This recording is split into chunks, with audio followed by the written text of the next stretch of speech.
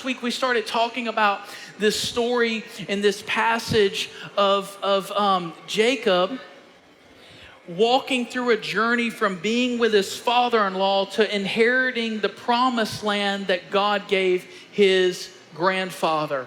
And in this process, we kind of came across a few things that he is trying to navigate in this journey. If we know a little bit about him, we can remember that he was born just after his brother. It says he grabbed his heel of his brother as his brother Esau was being born. So he gets the name Jacob, which means heel grabber. And he spent the next part of his years manipulating himself into getting the blessing of the firstborn. And so now he's in this process after having fled his own home because his brother was going to kill him, to living with what would be his father-in-law, his mother's brother. And in that process, the Lord begins to send him after 2 decades back to the promised land that he gave his grandfather. And so part of that journey we begin to see here in Genesis 32, verses 3 through 12. We're talking about being caught between our destiny and destruction. Being caught between our destiny and destruction. Verse 7, it says this, let's actually back up to verse 6. After delivering the message, the messengers returned to Jacob and reported, "We met your brother Esau, and he is already on his way to meet you with an army of 400 men. Jacob was terrified at the news. He divided his household along with the flocks and herds and camels into 2 groups. He thought if Esau meets one group and attacks it, perhaps the other group can escape. Then Jacob prayed, "O God of my grandfather Abraham and God of my father Isaac, O Lord, you told me return to your own land and to your relatives, and you promised me I will treat you kindly. I will treat you kindly." This to me paints the prophetic picture of what it looks like to be caught in the middle of what is supposed to be your destiny, but being faced with potential destruction. Right? The Lord had clearly given him a word to go occupy the land that he was giving his grandfather. However, in this process, he is met with a message that his brother Esau is coming with an army of 400 men to kill him.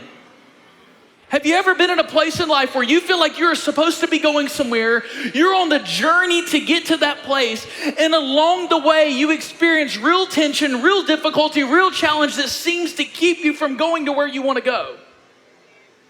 In other words, at every corner you turn about, you seem to be faced with potential destruction. I know where I'm supposed to go, but I'm having these difficulties in the road along the way, and I'm just not sure how I'm going to get there. And so what happens is often we will do the same thing that Esau did, and he does this. He takes his household and he says, I will split them in 2. There is one that I'm going to send into the land to meet with my brother, but then there's this other part of my family that I'm going to keep behind, because if my brother attacks the one part, the other part can get away safely. And if we're not careful, we will live these same lives with God. Is we will live half committed to the word and the promise, and the other half we will keep in reserve, waiting just in case this other part doesn't work out. And that's what we begin to talk about next week, is how do we wrestle with this tension of knowing where we need to go, realizing there's real confrontation, and not being half in and half out. How do we get fully committed to God? How do we get fully committed to God? This issue is not just an old issue. Not only did we see this with Jacob and Esau, but how many of you are familiar with the story of Judas betraying Jesus? You're familiar with that one? So this happens hundreds and hundreds of years later. There's still this same tension of Judas is kind of inside the kingdom following Jesus, but then there's this other part of him that's like, I'm not really committed to this process. And so what happens is he sells out Jesus for 30 pieces of silver. And many people, many theologians look at that moment and they say, you know what Judas's real problem was? Is that he was greedy and he wanted money, and so he sold out Jesus for money. Is that true? It mustn't be true, because what did Judas do? He took the money and he threw it away. He didn't want anything to do with it. Judas's problem was never the money. Judas's problem was that he was that close to Jesus and never saw him for who he truly was. And because he didn't value him for who he truly was, he never fully committed to the call upon his life. This is the same tension that Jacob's beginning to see. And here is the real truth. And here's the real point that we can learn from Esau. That we can learn from Jacob and his tension with Esau. We can learn the same thing from Judas is this. Until you're sold, you'll always be for sale, friends. Until you're completely sold out to God, until you're completely all in, there's always a part of you that will be for sale. There's a piece of you that's not going to be fully committed. If there is a price on it, you will always be willing to negotiate. And so we're learning of what it means to be people who are truly devoted to being everything that we say we are.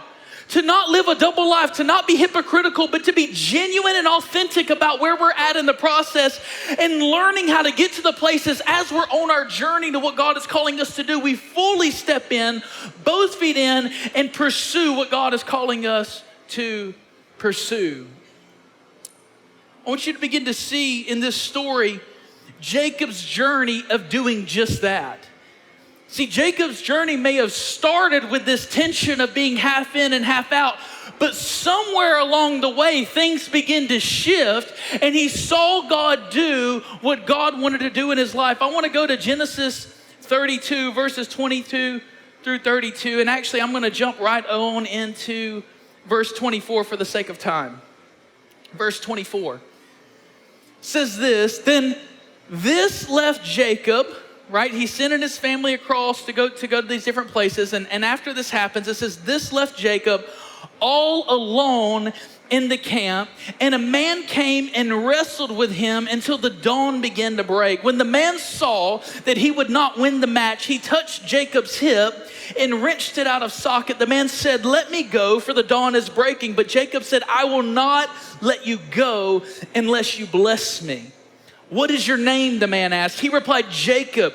Your name will no longer be Jacob, the man told him. From now on, you will be called Israel, because you have fought with God and with men and have won.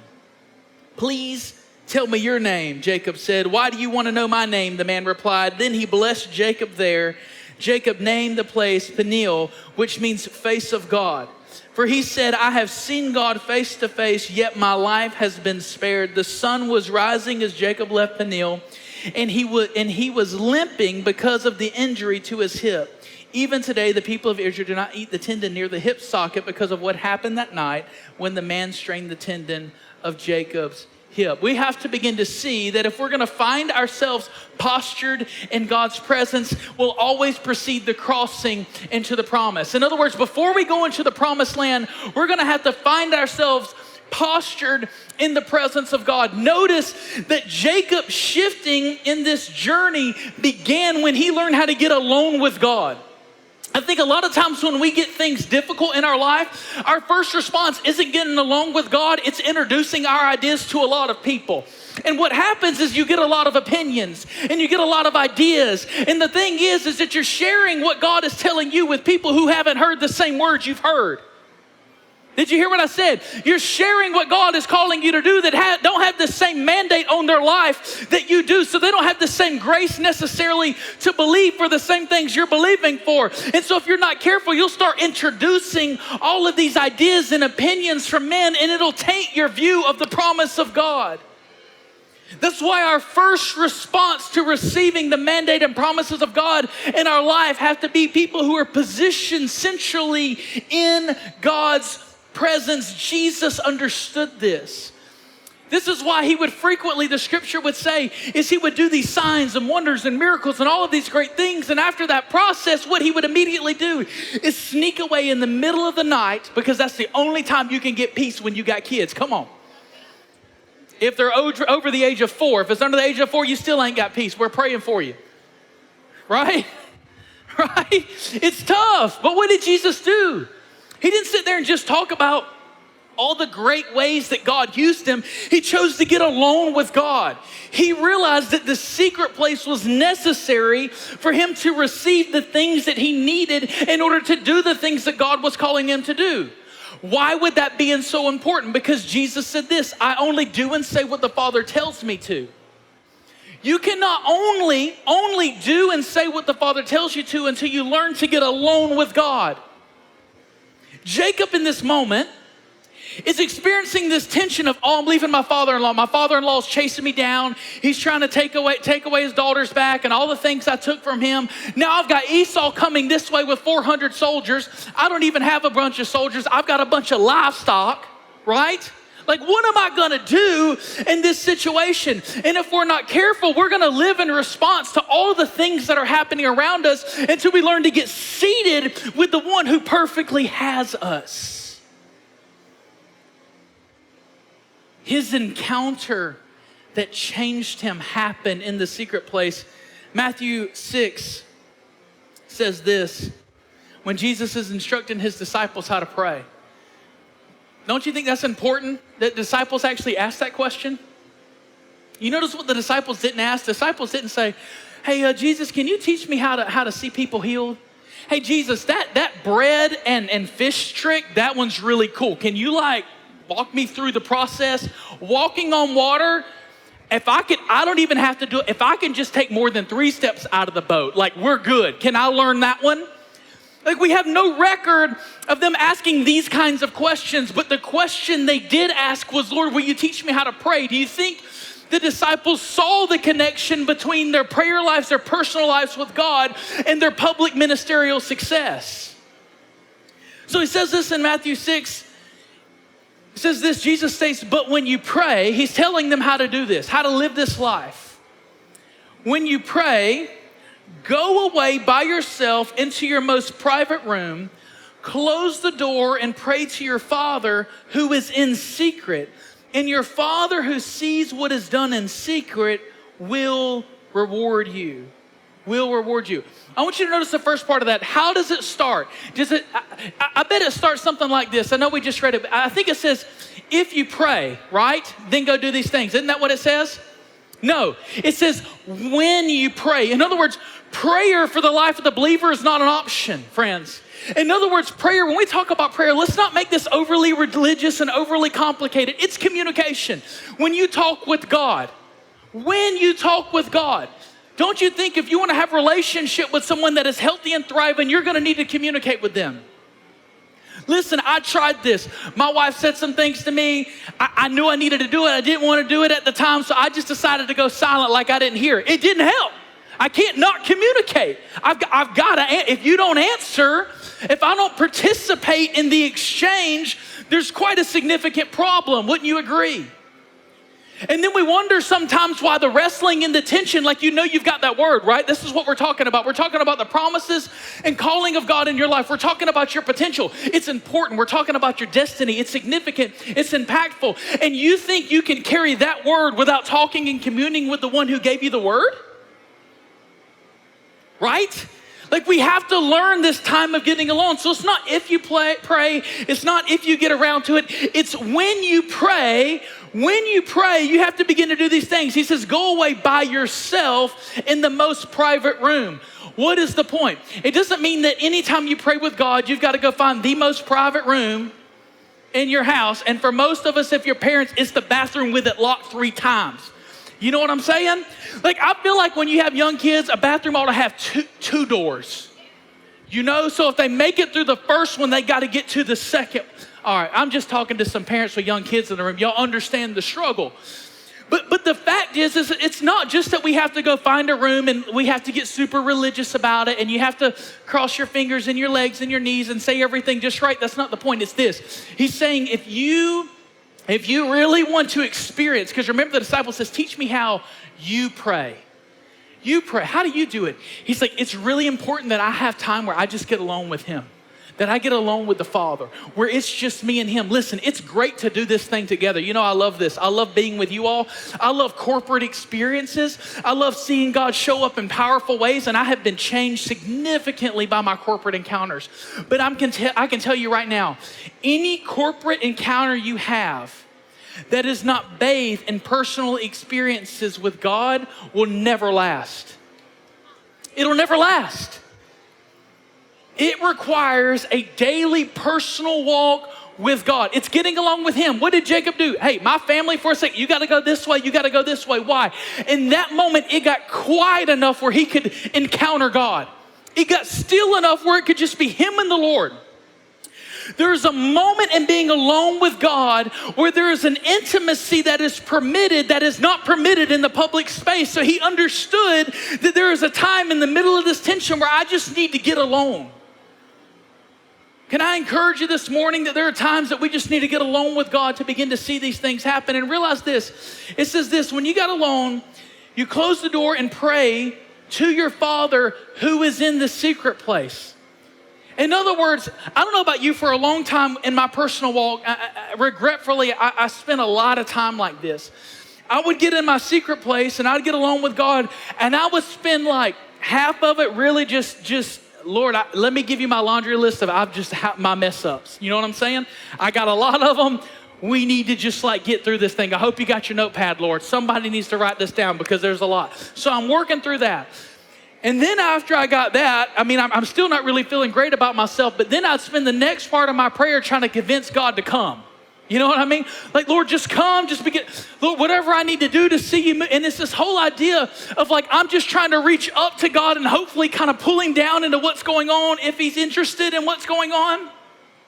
And then you read this verse and you find out you're supposed to go to the secret place, and then he gives you why. It says, because your Father is in the secret place. In other words, the scripture is saying, Abba is waiting on you. He's right there. You're not having to beg God to come into your moment. God is already there waiting for you, and he's waiting for you to come in the door. He's waiting for you to have that one-on-one connection, that relationship. We're not having to beg God to be interested in our lives. He is eagerly waiting for you to simply come. What would our prayer lives look like if we believe God's just waiting? Like he's already there, ready to begin to move and do whatever it is that we're asking him to do insofar as it is in accordance to his will, right? Like there are these moments that I think we forget in the middle of our tension, in the middle of our wrestling, in the middle of being between our destiny and destruction. We forget that God is right there in the middle of those things working on our behalf to see it happen. Like we don't have to beg God to get interested in our outcome. Remember, he is the one that gave the promise. God is the one that's already given you the destiny. God is the only one already given you the purpose. Why do you think he's now disinterested because it got hard? Like, oh, this is mine to carry. No, friends, we're to be equally yoked with him in the process. His burden is easy and light.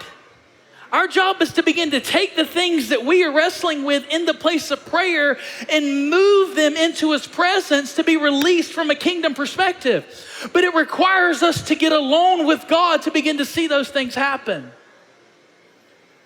If we're spending more time talking to people about our problems instead of being in his presence, there's no wonder why we're not seeing any light at the end of that tunnel, right? I want to encourage you that there is peace found in his presence, that there is hope found in his presence, that there is restoration, reconciliation, empowerment. All the things you're wrestling with is found in his presence. Jesus knew that. Jesus understood that. I just think because it's so simple, we think it must be more complicated. You mean, Pastor, you just telling me I need to pray? You know, because usually that's the line I get people when everything's bad. I say, well, all we can do now is pray. It's like, what do you... No, like we get to pray. Like you're a pastor, you're supposed to say that. No. You are communicating with God. Like don't become desensitized to that reality. That like God permits us to communicate with him and to see his desires released in the earth through prayer. Come on, I am preaching so much better than you're shouting. I know it's hot, but if you would shout, I might get out of here quick. Y'all might get out real quick. I'm just teasing. Y'all making me work hard for this thing. These skinny jeans and this hot gym ain't cutting it, y'all. Woo. So, the next thing we begin to see in this process is for Jacob to experience this exchange. He got alone. And when he got alone, it says this man came, this is a mysterious situation. Some theologians postulate that it was an angel. Clearly it is a messenger of God, a representation of God. He would begin to see this as God himself in some way, shape, or form. But there is this tension between Jacob and the heavenly realm that collide in the middle of his mess. Do you know that heaven desires to collide with you in the middle of your mess? Like in the middle of your mess, like God's not ashamed of you. He's not trying to run away from you, right? He's not discouraged just because you are right now. Like he wants to engage with you. And so we have to begin to see, if we're going to walk in the fullness of our destinies that are worth living for are always worth fighting for. Destinies that are worth living for are always worth fighting for. You're not going to get to go where you're going without going through a time of a wrestling, of the tension, of beginning to press through what it is that God is calling you to. There's always going to be things, people, places in your life that are going to try to get in the way of where God is taking you to go. There's always going to be naysayers. There's always going to be people that say that you're not smart enough, you're not educated enough, you don't make enough money, you don't have the right connections. Right? You got 42 people on your Instagram. You think you're going to influence somebody. You know, like there's all of these thoughts that the culture wants to begin to say to you. And I just want to let you know that if you're going to walk in this, there are some things that you're going to have to wrestle through. There are some things that you're going to have to grapple with. And what we have to do is get this same mindset that Jacob had, which was this. When he's wrestling the man, he says this, I will not let you go until you bless me. Then I hear what's going on. I know I'm tired right now, but I'm not going to let go until I'm blessed. I'm not going to let go of what it is that God has in my life until I experience the blessing that he meant for me to have. I'm not going to let go of this relationship that I know that God wants me to see mended until I see blessing and honor begin to come into this thing. I am not going to relent until I walk in the fullness of God's blessing. Jesus paid for it. You ought to get it. He paid for it, and you ought to get it. Not because of our self-effort, not because we're great, not because we're smart and we're witty, but because Jesus paid a price. And there's some responsibility, yes, that we have in that process of the wrestling. But the big thing is this, is learning to remain and not let go of that word until you experience the blessing of that word. There are promises all in this room. There are callings all in this room, right? There is purpose that you have in this life, and you know what that is. And you've experienced attack and challenge and wrestling trying to get there. You've questioned yourself 100 different times trying to figure out, is this really for me? I'm not sure. Maybe it's something else. Maybe when I got that word, that person meant it for the person next to me. No way it was for me. Like, I know me. And I just want you to know that God intends to fulfill his part, but it's our responsibility to remain and steadfast until we experience the blessing we were born for. As he began to hold on in the tension of this moment, though he was tired, he was weary, he's got all of these stressors, again, coming from different situations. He's got one family member who is disowned him, another one trying to kill him. He's got half of his family in this moment he's literally thinking may die. I mean, this is a big deal. Think about that. All of this is going on, and still in the middle of his wrestling, he never relents. And this is what happens. It says, I am not going to let you go. And he doesn't let me go. And the man who is wrestling could sense that he's so prevailing that Jacob is actually going to win the wrestling match. And so what happens, it says this man reached over and touched his hip. And in that moment, he becomes victorious. But it was this that happened in the exchange. And this is what our encounters are always supposed to do. Our encounters are always supposed to introduce an exchange with God. And he goes from being called Jacob, a heel grabber, to Israel, being identified with the promise that God is trying to give him. See, it's in this tension of these face-to-face encounters with God that we receive our identity. Our identity is always birthed from these face-to-face encounters with God, where we exchange who we were for who we are called to be. And I'm telling you, if you're going to walk in the fullness of what God has for you, you're going to have to say yes to the process of becoming who you're designed to be. There are certain things in your life that you're gonna have to allow to die, to be re-identified, to be reformed, to be changed, to be reconditioned, to be renewed, to reflect who God is calling you to be. I know we used to be whatever it was, and listen, we all have a rap sheet, friends. I do too. I've got a rap sheet. I've got places I've missed it in my life. Things that embarrass me, things that I've been ashamed of. And what I'm learning is that the Lord has been faithful in his redemptive work in my life. Number one, to help me to no longer be those things, desire those things, and become those things. But number two is I don't behold those things. That's not who I am anymore. And friends, I want to tell you that's not who you are anymore.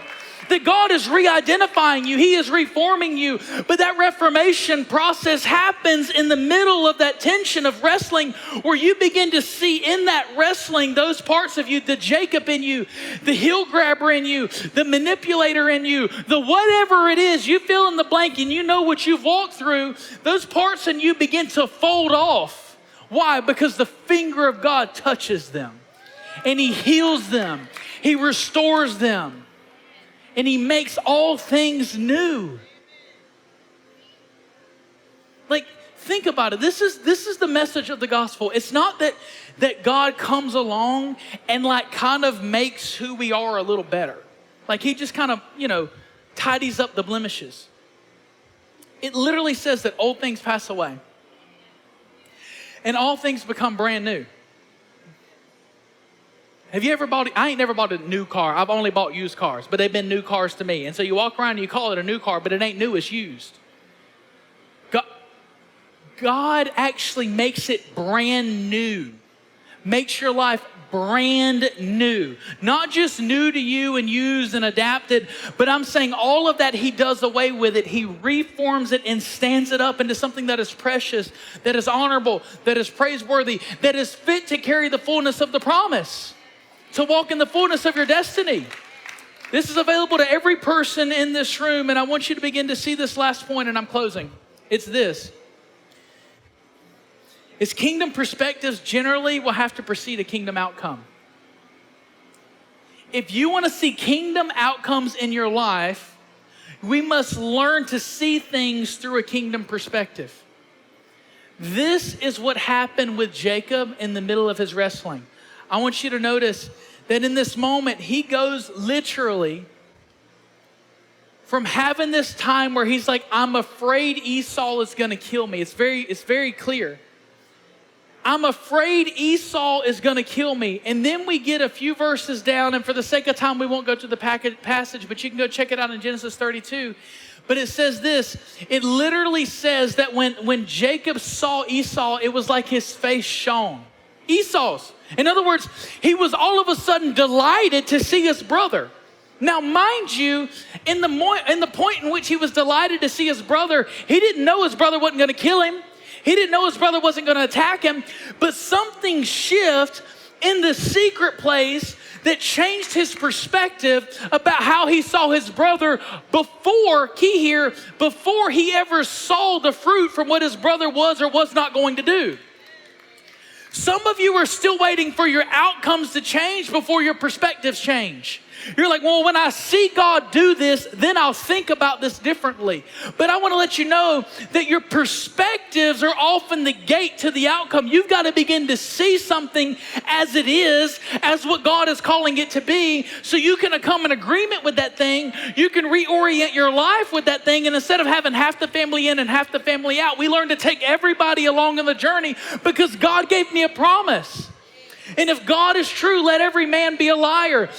Jacob goes from being rooted in fear to being conquered in courage and strength and blessing. And the only thing changed is he realized who he was.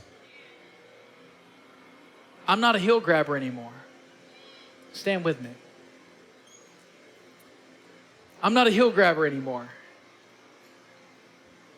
I've encountered the hand of God on my life, and it's changed me. It's changed me, and I realize I'm more than my past mistakes. I'm more than my mess ups. I'm more than what I thought I could do and didn't measure up to do. But God has his hand on me. He has a destiny on my life. And I'm not going to settle in a season that seems like destruction. I'm going to hold on, and I'm not going to let go of this promise until this promise re-identifies me. Do you understand that's what the promises of God are supposed to do in your life? They're meant to re-identify you.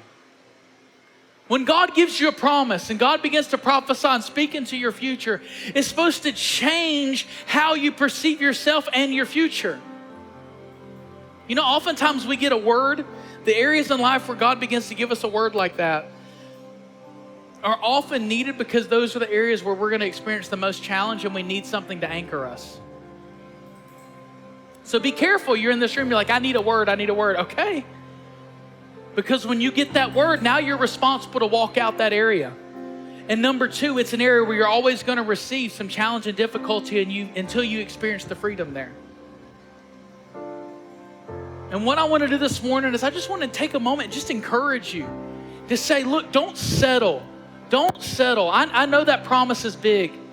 Listen, I know your purpose is big. I know that God's destiny on your life is huge. But don't settle just because you're in difficulty, and don't start renegotiating who gets to come in and who doesn't, because you have an Esau in your life. And that doesn't just have to be a person. It could be a circumstance. It could be a belief system. It could be all kinds of things. It could be fear. But I want you to know that God is with you. God is with his word. And if he gave you a word, he'll be faithful and just to see it completed, but you still have to yield to it. You still have to yield to it. Our perceptions have to change if we're going to experience our promises. We have to learn to get seated in his presence, and we have to learn how to see him face to face to be re-identified.